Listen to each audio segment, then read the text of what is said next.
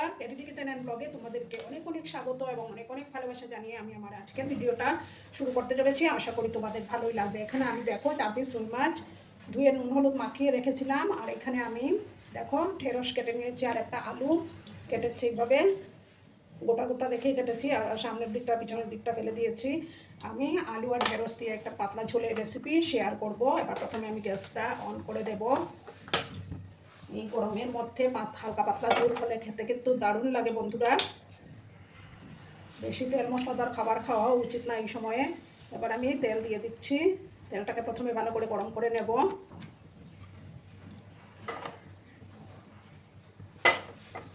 তেলটাকে আমি গরম করে নিচ্ছি বন্ধুরা। দেখো বন্ধুরা, তেলটা গরম হয়ে গেল। এবার আমি মাছগুলো দিয়ে দেবো। আর ঢেঁড়সটা আমি আমার প্রয়োজন মতো কেটে নিয়েছি, শুকনো খাবারের প্রয়োজন মতো কেটে নেবে।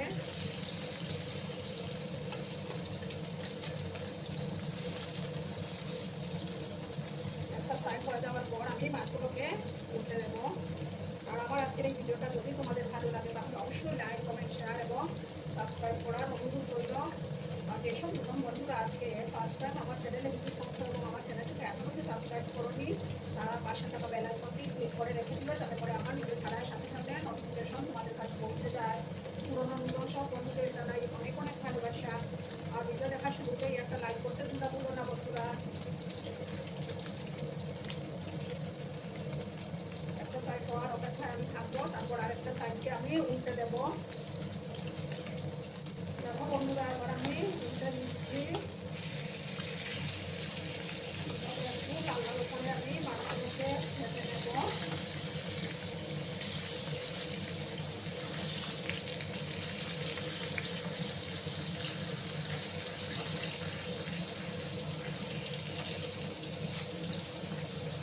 আর একটু সময় আমি মাছগুলোকে ভাজবো, তারপর আমি তুলে দেবো।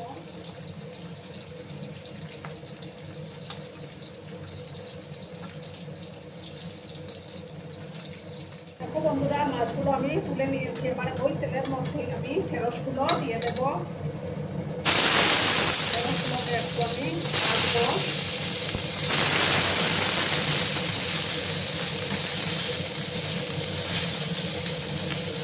এবার একটু নাড়াচাড়া করে দিলাম আমি।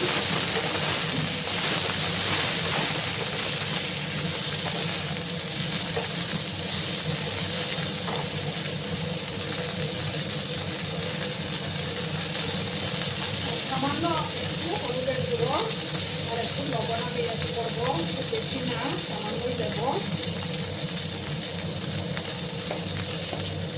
আমি ঢেঁড়সগুলোকে একটু ভাজা ভাজা করে নেবো। সামান্য লবণ অ্যাড করে দিলাম।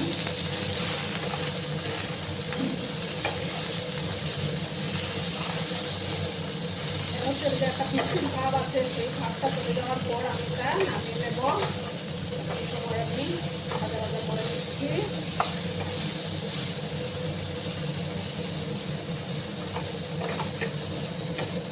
2 মিনিটের মতো আমি এটাকে একটু ফ্রাই করে নেব। ঠিক আছে বন্ধুরা।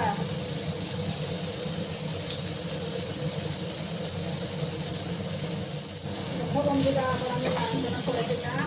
তাতে বেশি আমি ভাজবো না। এবার আমি ঢেঁড়সগুলোকে তুলে দিচ্ছি।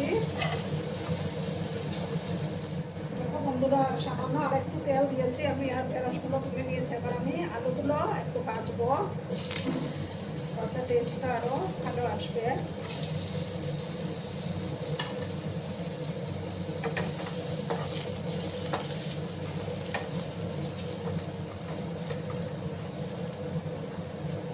সামান্য একটু হলুদের গুঁড়ো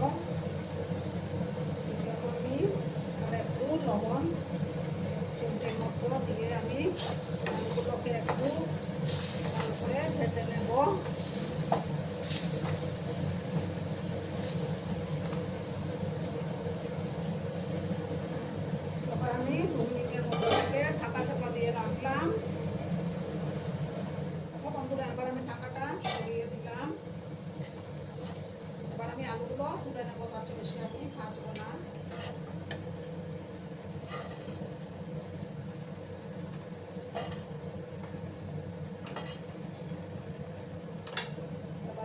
সর্ষের তেল দেব।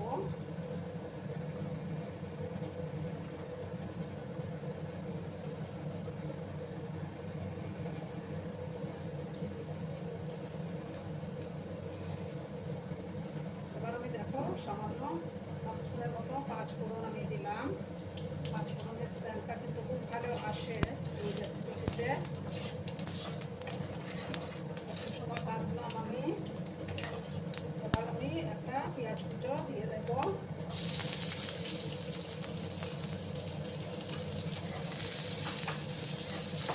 ভালো করে আমি একটু ভেজে নেব।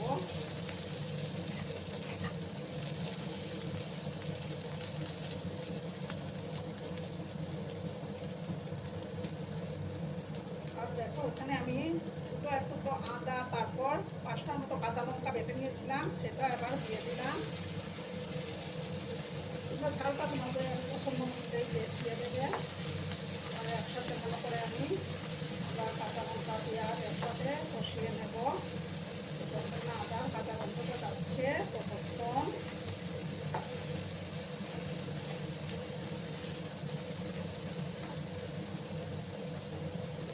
ভালো করে আমি কষিয়ে নেব।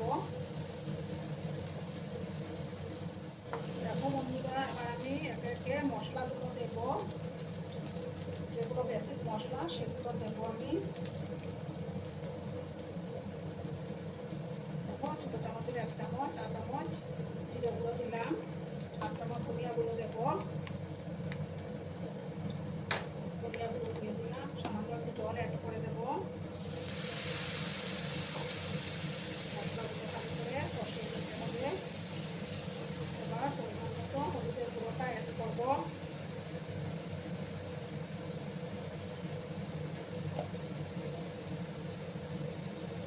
এবার আমি 1 চামচের মতো কাশ্মীরি লঙ্কার গুঁড়ো অ্যাড করে দেবো। জাস্ট কালারটা সুন্দর আসবে তার জন্য।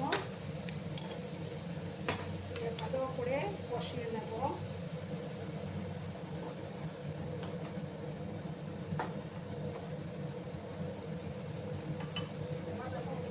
আলুটা ভেজে রেখেছিলাম, সেই আলুটাও আমি এবার দিয়ে দিলাম। এর সাথে আলুটাও কষিয়ে নেব মশলার সাথে।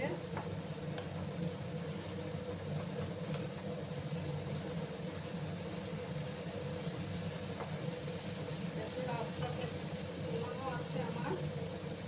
এবার আমি একটু সময় ঢাকা চাপা দিয়ে রাখলাম। মশলাটা পাতে করে ভালো করে কষে যাবে।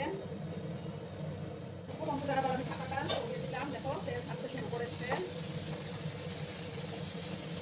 এবার আমি এটার মধ্যে গরম জল দেবো, কারণ গরম জল দিলে রান্নার টেস্টটা দ্বিগুণ হয়ে যায় আর সবজিগুলো খুব সুন্দর সুসিদ্ধ হয়। তাও সবসময় গরম জল দেওয়ার চেষ্টা করবে। একটু ঝোল আর একটু জল আমি অ্যাড করলাম। এবার পরিমাণ মতো লবণটা অ্যাড করে দেবো।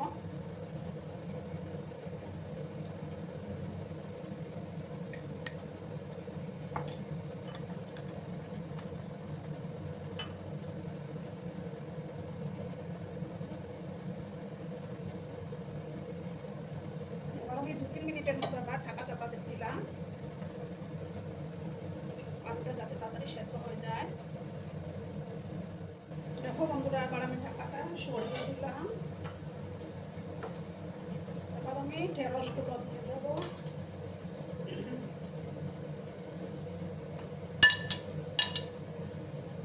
ভালো করে আবার মিশিয়ে নিলাম।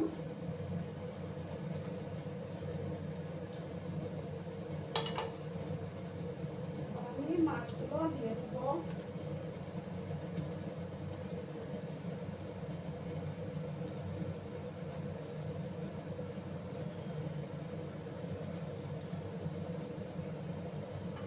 সমস্ত 4 পিস মাছ দিয়ে দিলাম।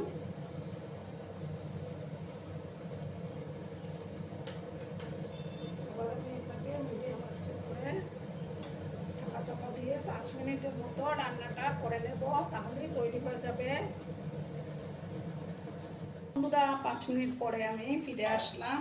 আমার রান্না কিন্তু দেখো একদম রেডি। দেখো কত সুন্দর লাগছে না বন্ধুরা। আর দেখো ভেন্ডিগুলো খুব সুন্দর সুসিদ্ধ হয়ে গেছে, আলু ভিন্ডি।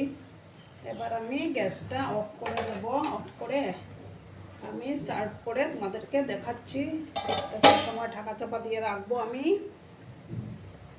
বন্ধুরা, আমি সার্ভ করে দিয়েছি, কেমন হয়েছে অবশ্যই কমেন্ট করে বলো। কিন্তু তোমরা তোমাদের এই সুন্দর সুন্দর কমেন্টগুলো পড়তে আমার কিন্তু দারুণ লাগে। আর এতক্ষণ ধরে আমার ভিডিওটার সাথে পাশে থেকে আমাকে এতটা ভালোবাসা দেওয়ার জন্য তোমাদেরকে আবারও জানাই অনেক অনেক ভালোবাসা এবং অনেক অনেক ধন্যবাদ। ততক্ষণে তোমরা সবাই খুব ভালো থেকো, সুস্থ থেকো, আনন্দে থেকো।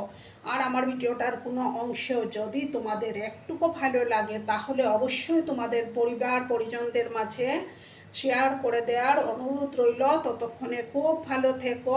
ধন্যবাদ।